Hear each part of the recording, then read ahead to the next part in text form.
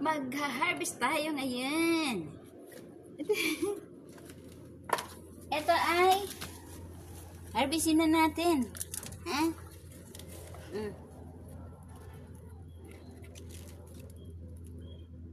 Maliit naman ito. Maliit kasi kinakain ng mga ng mga alagang hayop. Ano ba yung hayop? Maliit naman. Ito pa. Sundan mo ako.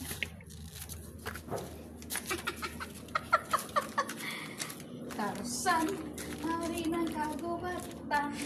Barok, hari ng kurukan. Ito. Ampalaya. Ang aking ampalaya. Tanggal na. Kasi nag-uulan po. Kailangan nating harvestin, mga kapatid. Yung maliliit pa, oh. Saan na? Kukutuhan ko na itong mga ito? Mga anong tawag dito, Toy? Hampalaya. Ang hampalaya ay pwede ng igigisa ko ito mamaya sa itlog. Shout out! Mahilig ka ba sa itlog na ampalaya na may itlog? Yan. Sino ba dyan ang mahilig mag-plants, guys? Mag-plants kayo pag ganyan, oh. Oh, ipakita mo pag ganyan lang, oh.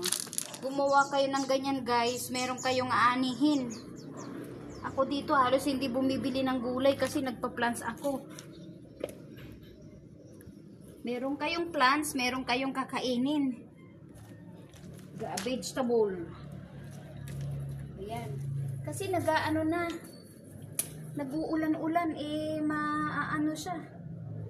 Wala na ba? Time to harvest na talaga.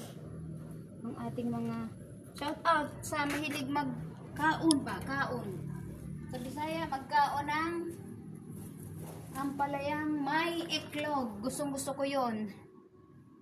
Pag kayo magluluto ng ampalayang may itlog, guys, kailangan nyo muna sa iganon-ganon nyo muna sa may asin para hindi masyadong mapait. Ayan, wala na ba, Tutoy? Wala na ba? Ito yung na-harvest natin, guys, oh. Ito pa anak. Oh. Ito pa. Kasi binabalot ko kasi para hindi siya ng mga insekto, guys. Please follow my page, Sister Yang Healing Hand and Sister Yang Vlog.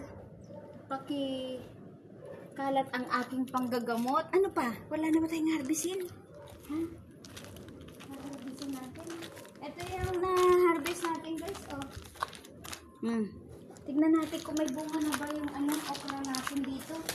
Wala pa yata